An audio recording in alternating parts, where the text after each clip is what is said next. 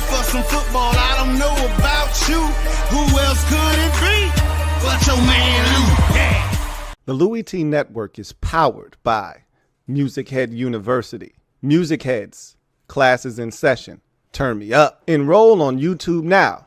Link is in the description. Who else could it be?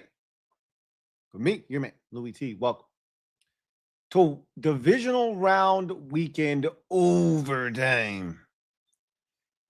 Whew. This game is still in progress. Ass whooping in progress. Think there's been a murder. I can't think there's been. I think there's been.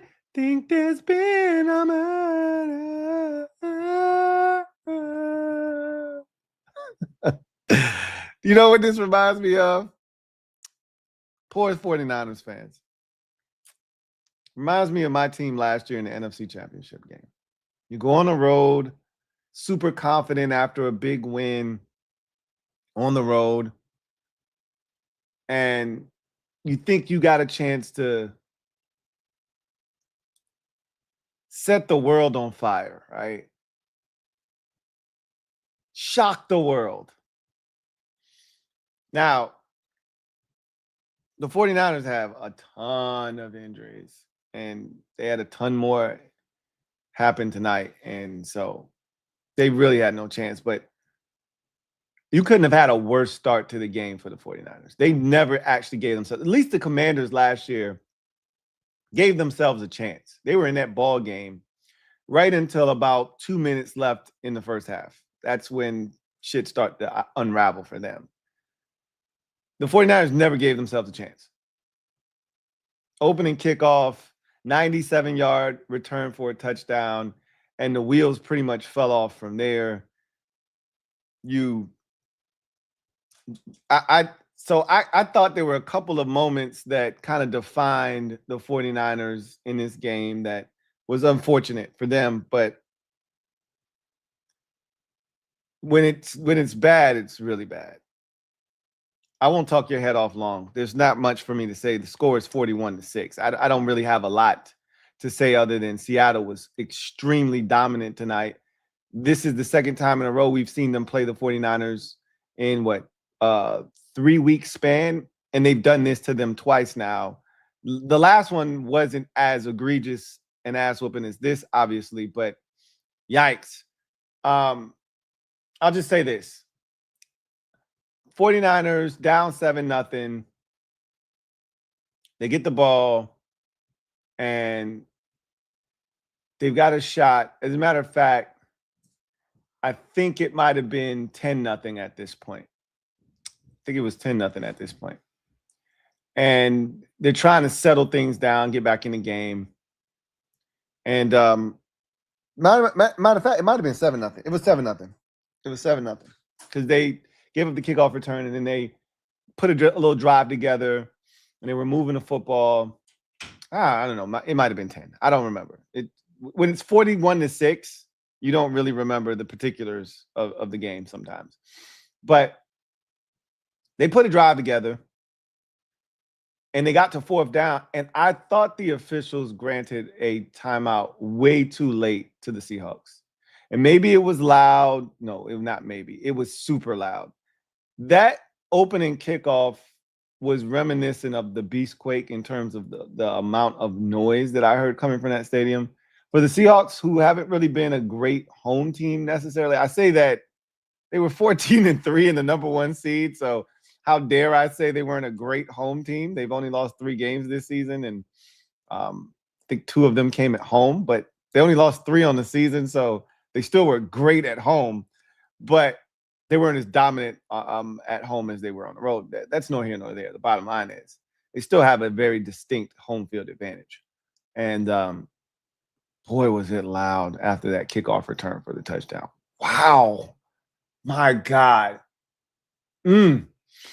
But despite all of that, the 49ers put together a little drive. McCaffrey got busy. They're throwing it to him. He's running it. And they get to a 4th and 1. Brian Robinson Jr. gets a toss on 3rd down. Thought he should have gotten the 1st down, but somehow he gets stopped 1 yard short. And the 49ers are going for it. They're just past midfield. And they really need to convert this. If they convert this, probably going to get into field goal range, and they can settle things down. They snap the ball, and Purdy buys time, and he finds an open Juwan Jennings, and it would have been a 1st down, except the officials come running in. And I don't want to hear that the Seahawks stopped playing. Their guys had no idea where Juwan Jennings was on the play. He was open. It would have been a 1st down. And I think Kyle Shanahan saw that, damn, they just saw the play we ran. They're not going to give us that same look, and they're not going to give us, Juwan open again on a stop route, a 5-yard stop route. So he, totally changes his play call, does a stupid-ass Kyle Juszczyk toss, speed option where he's tossing the ball. It never had a chance. And I've always told you, I hate short side of the field runs, especially when you got something like that where you're stringing out the defense. It's not enough real estate for that. It's a horrible play call. But I thought Kyle changed his play because the Seahawks got that late timeout. It's almost like when you're in basketball late in the game and you call a timeout after the team gets the ball from the referee to inbound so you can see what kind of action they're running to try to inbound the ball so now you can try to defend it. That's what I kind of felt like happened to the 49ers. They come back out. It's a terrible play call from Kyle, and the rest is history. They go down. They get a field goal. Then Tonjes fumbles. It's 17-0 after they pick that up and end up going down the field and scoring a touchdown. And, the wheels kind of just fell off from there. I think they got it as close as 17-6, and then the rest is history. McCaffrey gets hurt, Tonjes got hurt, but they couldn't block Seattle's front. Donald didn't have to do much in this game. They just handed the ball off. I will say, if you're Seattle, again, I don't have much. I'm not going to keep you here very long. I don't really have much for you. This game was over pretty much as soon as it started. So I'll just say this. If you are a Seahawks fan, for as dominant of a performance as this was, you got to know that you had San Francisco's number this year. Even in the one time that they did beat you, it wasn't super impressive. It was 13-10. You were in position to win that game, and Nick Bosa had to force a fumble essentially at the end to preserve the victory there.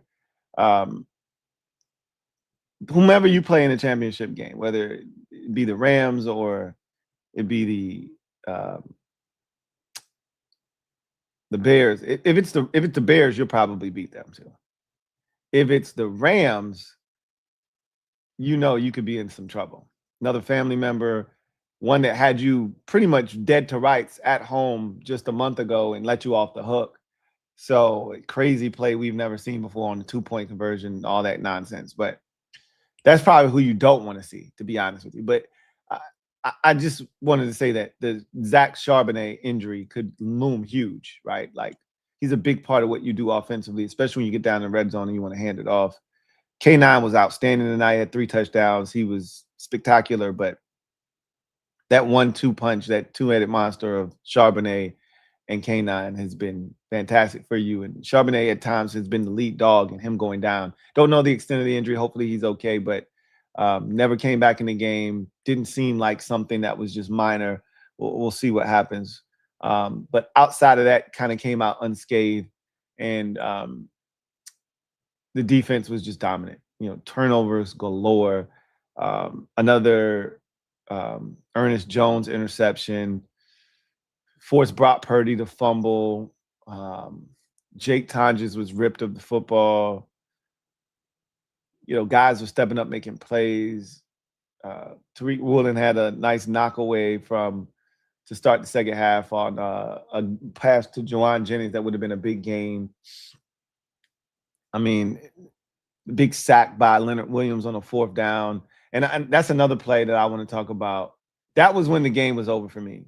And unfortunately for Brock Purdy, he was trying to go to Ricky Pearsall. And this is what happens when you don't play in, you don't play for a while, and as Ricky Pearsall hasn't. But also got to credit Seattle. They got up into the space of the San Francisco 49ers players and just dogged them. So they were supposed to be running a concept where Ricky Pearsall kind of rubs off of the outside receiver. Pearsall was in the slot, and he was going to run just an out. And it was like a slant out combo, I didn't see what the outside receiver was doing, but I kind of saw the concept. They were literally trying to run a somewhat of a rub interference type play. He runs the out and gets the first out. I would have loved to have seen Kyle do some sort of motion with Pearsall to get that defender off of him so he couldn't jam him. But he disrupted the play. Pearsall never got off the jam, and that's where Purdy was going with the football. He had to hold on to it, and by the time he looked down, you had 300-pound defensive tackle in your face, nowhere you could go. So that was the end of the game. I think it was 17-6 at that point. You're dead at that point. 17-6, 24-6, whatever the score was, you're dead at that point. So this was as dominant a performance we've seen. I've seen Seattle do this to teams this season, though. They did it to Washington on a Sunday night. They did it to Arizona at home sometime in December, I believe. Felt like it was like 31-0 at the end of the first quarter. It was just, they just erupted on them. Like, I've seen Seattle do this to teams, just dismantle a team and make it look easy. So to do this in the postseason is something different, though. I just talked about Arizona and Washington. Those are two non-playoff teams, two teams with top 5 picks, or should have been top 7 picks in the draft. Like, doing it to those teams isn't, massive, but to do it to the 49ers, a team that is a family member, that's pretty impressive. This team has what it takes to be in Santa Clara for the Super Bowl. I mean, wow. This was pretty impressive. I really don't, like I said, I don't have a lot to add to say. I mean, this is as dominant a performance as you'll see in a postseason game. The 49ers, I mean, the opening kickoff, are you kidding me? This score was 17, I think it was 17-3 at the end of the first quarter, either 17-0 or 17-3 at the end of the first quarter. Like, San Francisco never had a shot in this game. Never had a chance. And that's a testament to Seattle and, what they are capable of doing. And hats off to Mike McDonald, man. God, he's so good. And this defense just flies around. They're ferocious. They hit. They attack the football. They get after you. And they don't really blitz. They do all of this with a 4-man front and 4-man rush.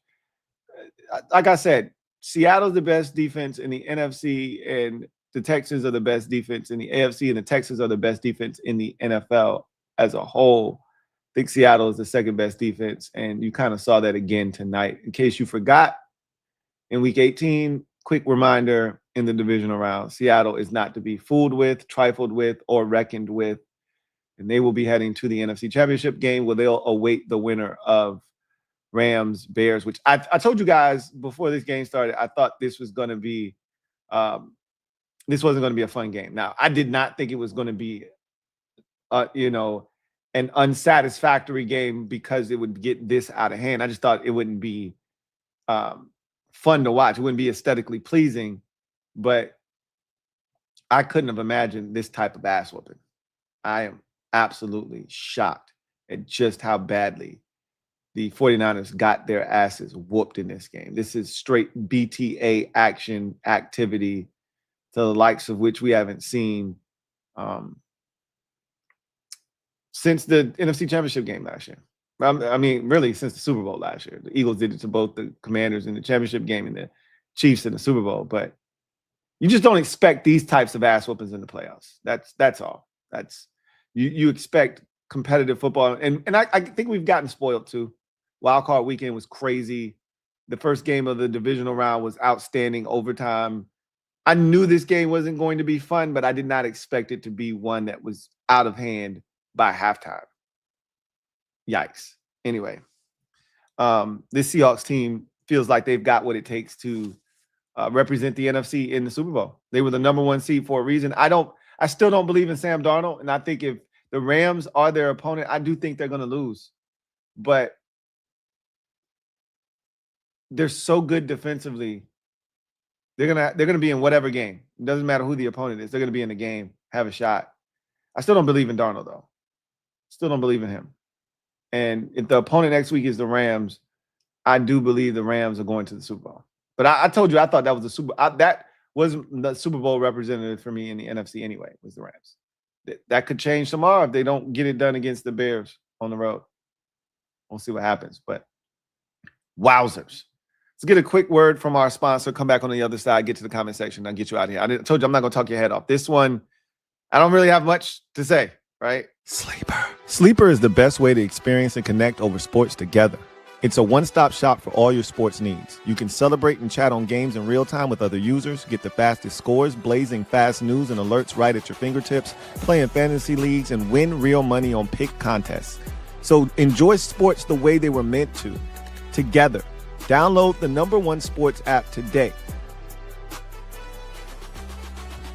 Predict the hottest football stats like passing yards, receiving yards, touchdowns, interceptions, and much more to cash in on your daily fantasy football skills. Use promo code LTN and Sleeper will match your first deposit up to $100. Terms and conditions apply. See Sleeper's terms of use for details. Currently operational in over 25 states. Check out Sleeper today. Sleeper. All right. So we're back on the other side of that break. Shout out to Sleeper for sponsoring this stream. If you're not on Sleeper, great opportunity to start. 100% NBA, or excuse me, 100% college basketball today, 80% NFL over the weekend, 100% boost on the NBA for the last 6 days until you win. Shout out to Sleeper for giving out these opportunities. NFL at 80% today and tomorrow for the 2 wildcard game, divisional round games tomorrow as well. So if you're not on Sleeper, great opportunity for you to put some money in your pocket. Let's get to the comment section real quick, and then we'll get out of here. Again, I don't have much for you. This is from Niners fan. Yikes. I didn't expect to hear from Niners fan, to be honest with you. These type of ass whoopers usually send people into hibernation. Niners fan writes, I watched these scumbags. First of all, thank you for the super chat. Greatly appreciate you, my guy. Niners fan writes, I watched these scumbags beat us in the 2014 championship game as a kid. That was the Dick Sherman, Michael Crabtree game, right? This loss is so painful, you won't hear from me for a while. There it is. Take care, Lou. No worries, Niners fans. It's all good, bro. I've been here. I know the sting of this now. Again, we made it to the championship game last year, but you've experienced Super Bowl losses. Those are even worse than the championship game. Right? You were literally in overtime with the Chiefs just 3-4 years ago, should have won the game. So you've experienced way more hurt and pain than this. This just sucks because coming off the high of last week, we called that the best win of Kyle Shanahan's coaching career. Not the most impactful. Again, he's been to the Super Bowl multiple times as 49ers head coach, so not the most impactful, but the best win of his coaching career. Down as many players as he was down, not having Kittle, who got hurt in the game, going on the road and beating that Philadelphia Eagles team. That was as impressive a victory as we've seen from Kyle Shanahan as a coach. You take that momentum that you built, you get Ricky Pearsall back this week, you're feeling good about what you're able to get D Winners back. You're thinking, okay, we can shock the world. And then Seattle comes and hits you with a haymaker right out of the opening gate, right? Right out of the opening bell, they come out and they swing and they connect. And you're Bazity for the rest of the game, and you never really recovered. That's a bitter pill to swallow. It's a long off season when this type of ass whooping ends your season. I always wonder, I always ask myself, which is best? Getting your ass whooped in this fashion or losing by 1? Which one sucks more? Especially when it's to a rival in the division. I don't know which one is worse. I know which one hurts more. The 1-point loss hurts more. But does losing by 35 suck worse than losing by 1? I'm not sure. And one of the worst parts about losing in the championship game to the Eagles 55-23 last year was the fact that you gave up 55 and you lost 55-23. Like you lost by 32 points. Like there's nothing you can say, even if you thought you were in a game and we were, there's nothing you can say. You lost by 32 points. And there's all kinds of jokes about losing by 32 points and giving up 55. I don't know which is worse, but neither feel good. So I get it. Hibernation it is. I'll talk to you as we get into free agency. You've got some time to heal and mend. Look forward to chopping it up with you in the future, my man. You had a hell of a season. I'm going to be honest with you. Having to overcome what you had to overcome this season, all the injuries, winning a playoff game, you should, as a fan, you should be proud. I get it. There's no constellation for making the playoffs and winning a game. You know, if you don't hoist the Lombardi at the end of the season, then you're disappointed. You're one of 32 teams that's disappointed. But given your circumstances, because your season could have turned out like mine did as a fan of the Commanders, where the injuries, we just succumbed to them. And we were a shell of ourselves from a season ago. That didn't happen to you. Your team banded together. You guys found a way to survive Brock Purdy being out basically half of the season, not having George Kittle for a huge chunk of the season, not having Ricky Pearsall for a huge chunk of the season, not having Nick Bosa basically the entire season, losing Fred Warner after the first 6 weeks of the season. I mean, I could keep going, right? Never having Brandon Ayuk the entire year. Like, to overcome all that you did and win a playoff game, I know you're not trying to hear that, but take solace in knowing that you guys overachieved this year is what you basically did. And that's a testament to your organization and the way it's built. You guys don't make excuses. You just find a way. You just couldn't overcome it today. McCaffrey got hurt. And again, it's not like you guys were in the game before all of these injuries started to take effect.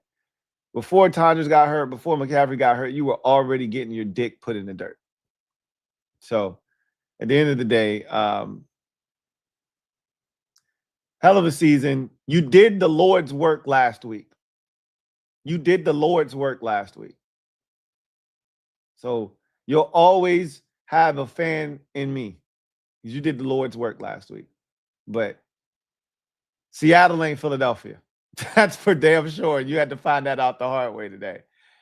Rashid Shaheed is something else. I talked about him on the last show, but quickly for Seahawks fans, John Schneider is one of the best GMs in football. And that was a shrewd move at the trade deadline, going after what I thought was the best asset that was available during the trade deadline. And a guy in Rashid Shaheed, who to me is one of the better deep ball threats. You haven't even started to delve into what he is as a receiver. You see that right now they're only getting him the football on special teams and gadget type plays. He had a slick reverse today for a massive gain. That's the type of ways that they're getting him involved. You're not really seeing him be a huge part of the pass game yet. Wait till they unlock him as a guy that can actually catch the football, which I think that's going to happen next year. He's going to re-sign in Seattle. He wants to be a Seahawk. They want him. Clearly, they didn't trade for him in season just to let him walk away. But his impact on special teams has been tremendous. What a move. You had Jackson Smith and Jigba on a record-setting pace, and you could have just sat on that, said, we got Cooper Kupp. We got all these young guys. You had all these guys hooping for you. Horton was killing it early in the season. You could have just sat on the success of what you were doing and did nothing. And instead, your GM said, no, we're going for it. And you went out and got a guy that has absolutely been tremendous for you on special teams. So shout out to the Seattle Seahawks, John Schneider, and this team that they've put together. This defense is ferocious. Special teams is dominant. You got one of the better kickers in Jason Myers. You got the best return man in football right now in Rashid Shaheed. You got an offense that can run the football. You can throw it. This is going to be a tough team to beat. This is going to be a tough out in the NFC. I think the only team that can beat Seattle and stop them from getting to the Super Bowl is the Los Angeles Rams. If the Bears somehow beat the Rams tomorrow, Seahawks are going to the Super Bowl. And the winner of Texans-Patriots is probably going to the Super Bowl with the Bo Nix injury. We have to talk about that. So Bo Nix broke a bone in his foot, out for the rest of the playoffs. Jarrett Stidham is the starter now. There's no way the Broncos are beating whomever is up next. And so what a turn of events that is. And It's amazing, man. Playoffs are just crazy. It's a war of attrition. Who's the healthiest? And wow, I feel for Broncos fans. You know, you get the high of this win, the jubilation of, oh my God, we outlast Josh Allen and the Bills in overtime. We're going to the AFC Championship. And then you don't even get to enjoy it for 15, 20 minutes.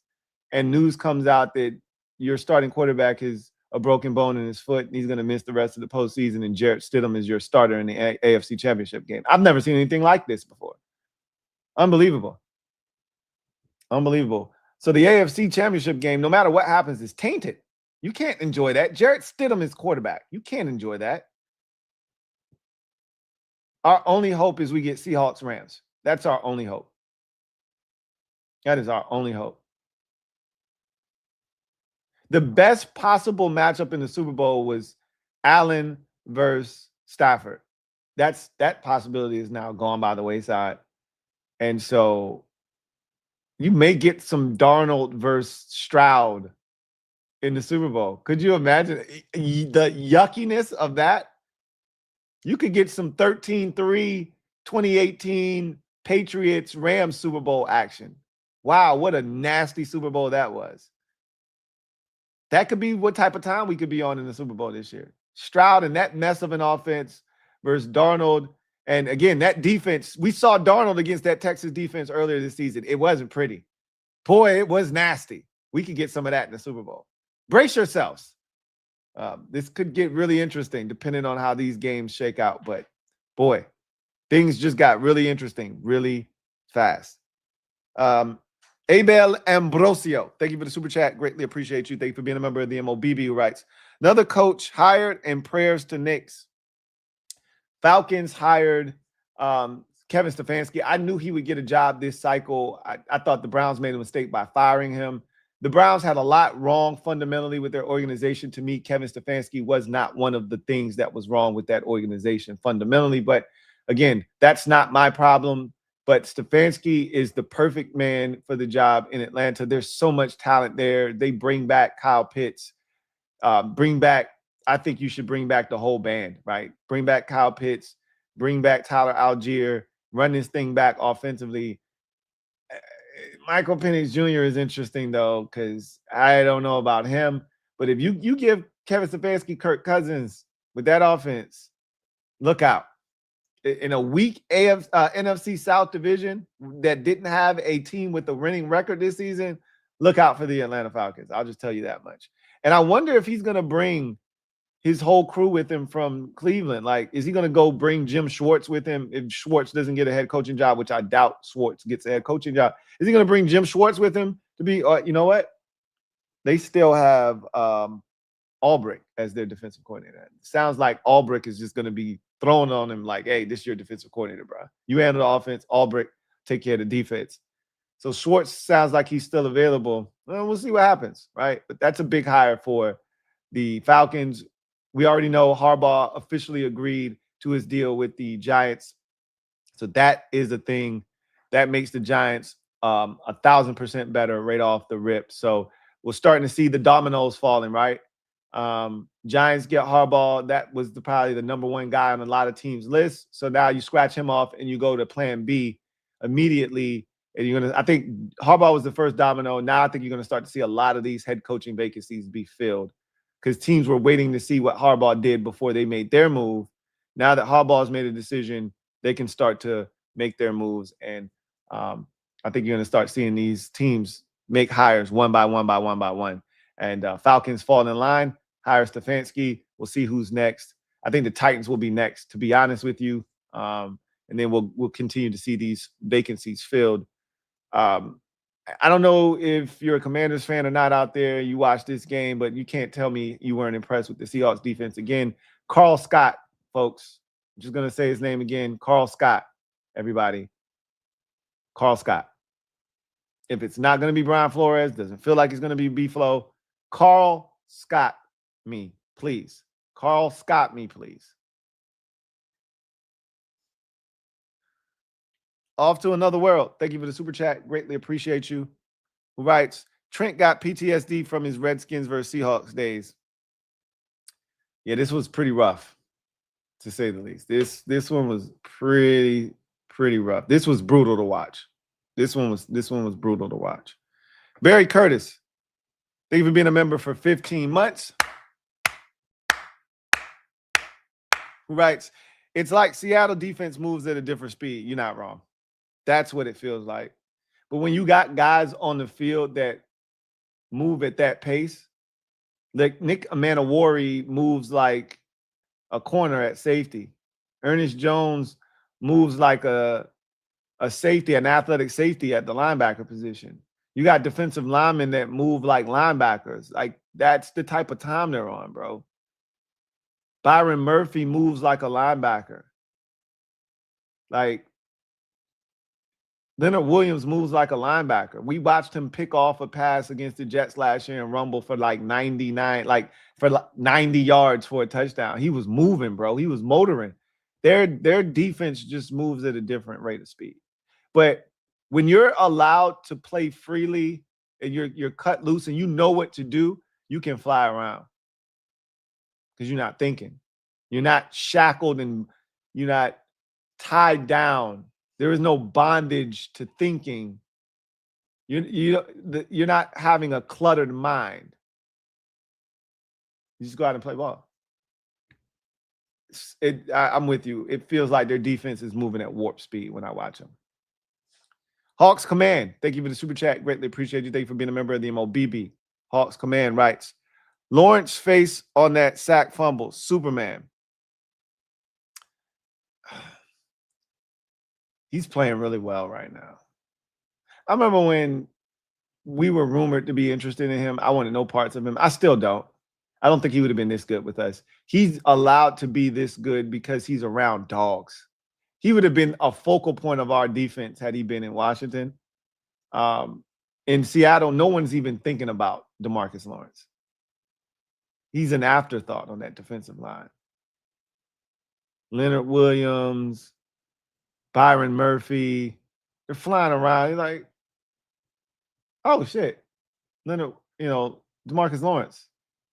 But, man, he's been really good here of late. Like, he's turned it up another notch. He's turned up another notch. DeAndre, thank you for the super chat. Greatly appreciate you. Thank you for being a member of the MOBB. DeAndre writes, what, Lou? Still no kickback sessions? Hashtag SOTG. Yeah, man, I got to get my life together, bro. I apologize sincerely for that, man. It was supposed to go down this week. And I always tell y'all, if something's ever going to suffer because of my schedule, it's always the kickback session. But I got to get my life together because I owe the winner money. I need to get him his money. So I got to do this kickback session, give him his love, show him his respect, pay him his respect, and give him his just due and his money, his earnings, what he earned throughout the life of this season, outlasting everyone in winners and losers. So, yeah, I think the goal is this week, but this week is even worse than last week. I'm going to be honest with you. From me, just get my life together. It's even worse this upcoming week than it was this last week. So I wish I could tell you that it's going to be sometime tomorrow or the next day, but I honestly don't know. It's coming up. Obviously I'm going to do it. So I just got to get settled in. Just got a ton of shit going on, man. If only y'all knew. But in any event, Shadow Striker, thank you for the super chat. Greatly appreciate you. I apologize though. I'm gonna apologize now, and I'm gonna apologize again when I finally do get to the video because I'm tripping. I'm tripping big time. This should have been done. This is not like me, but again, this is a unique set of circumstances going on right now. Shadow Striker 789, thank you for the super chat. Greatly appreciate you. Thank you for being a member of the MOBB, who writes, welp, there goes the whole K9 free agent to Washington idea, LOL. I said the same thing watching this game. It's the same way I felt watching Kyle Pitts on that Thursday night versus Tampa when I went, well, there goes Kyle Pitts potentially going to free agency and becoming a Commander. I felt the same way about K9 tonight. I was like, well, Charbonnet gets hurt and K9 goes ape shit. Well, there goes my old, K9 to Washington idea. His price just went up and out of AP's reach. Another game of me wishing we got Nick Manawari. Yeah. Nick Manawari. He's really good, isn't he?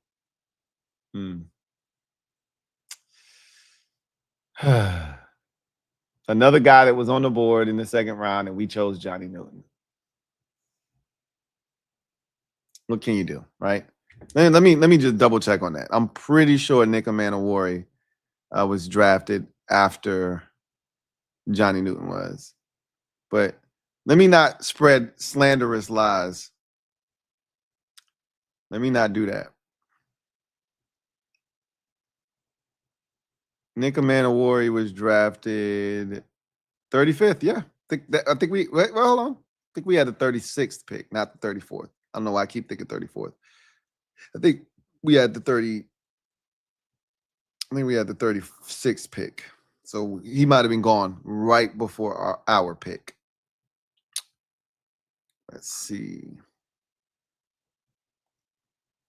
Yeah. No, we had the 30.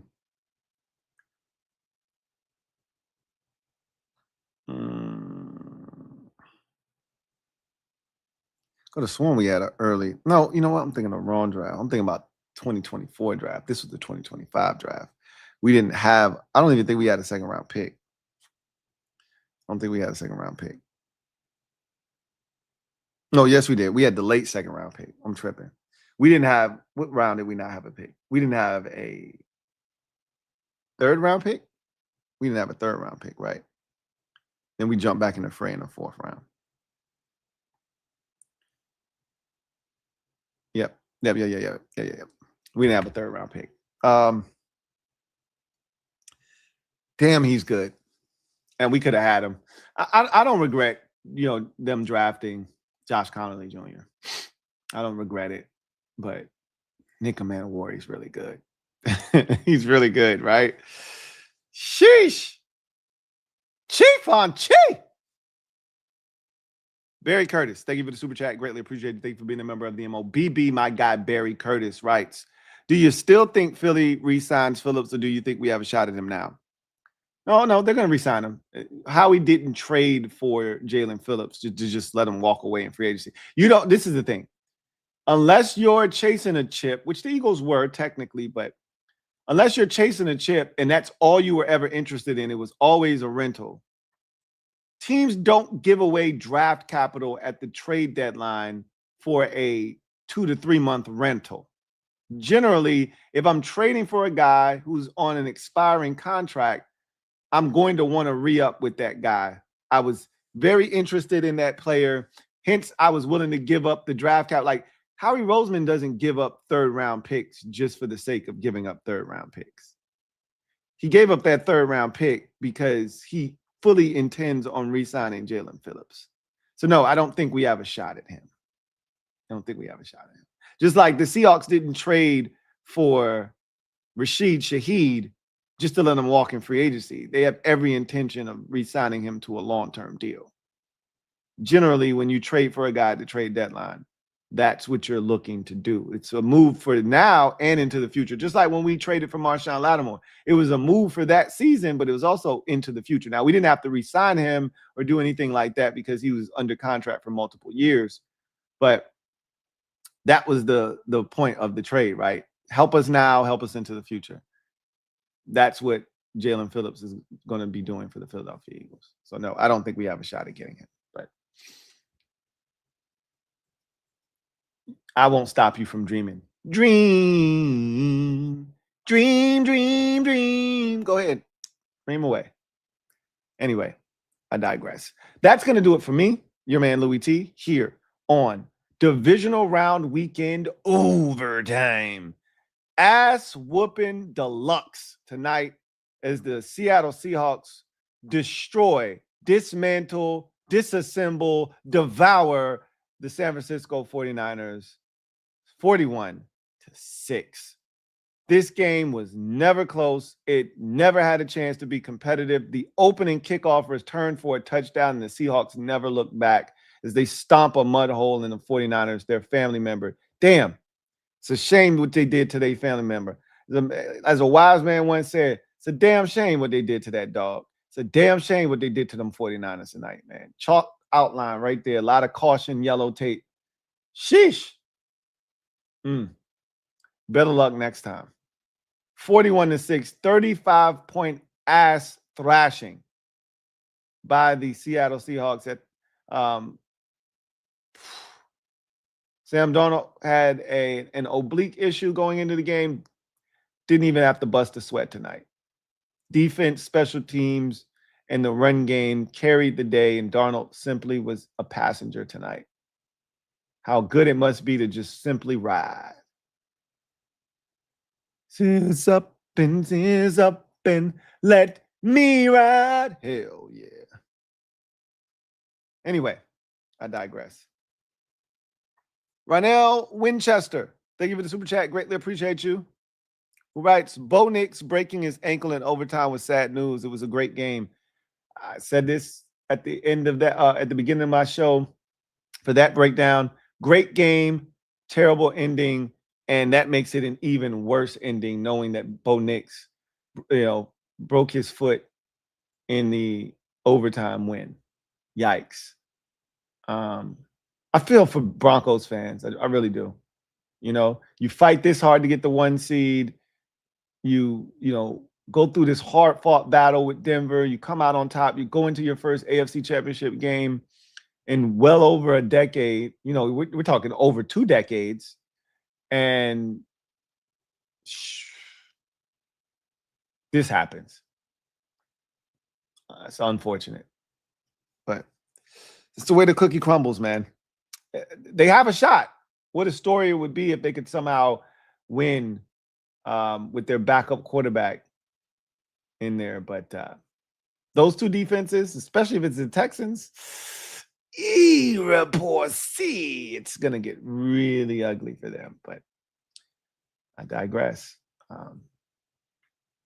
We'll see what happens. Anyway, Seahawks and Broncos, both 1 seeds, advance to their respective championship games where they'll await the winner of the 2 Sunday matchups. Both of those are 2-5 matchups in the NFC and AFC. AFC first with the 5th seeded Houston Texans taking on the 2nd seeded New England Patriots. And then the nightcap tomorrow, you have the 5th seeded Los Angeles Rams heading to the Windy City to take on the 2nd seeded Chicago Bears. I think that game's going to be fan-effing-tastic. I'm kind of intrigued by the first game of the day because I really don't know what to expect. I don't expect fireworks, that's for sure. But I just love watching the Texans defense play. So it's going to be fun for me either way. But see how Drake May handles this defense. Should be a lot of fun in any event. That's going to do it for me, your man Louie T, here on Divisional Round Weekend Overtime. You know what it is. Until next time, I'm your man Louie T, signing off. You guys have a good one. Take care. God bless. And good night. Congratulations to the Seahawks and congratulations to the Denver Broncos, even though theirs comes with a bit of somber news. Having the 1 seed is awesome when you take care of business. Both teams did today. Sorry for the Broncos. Theirs came with a cost.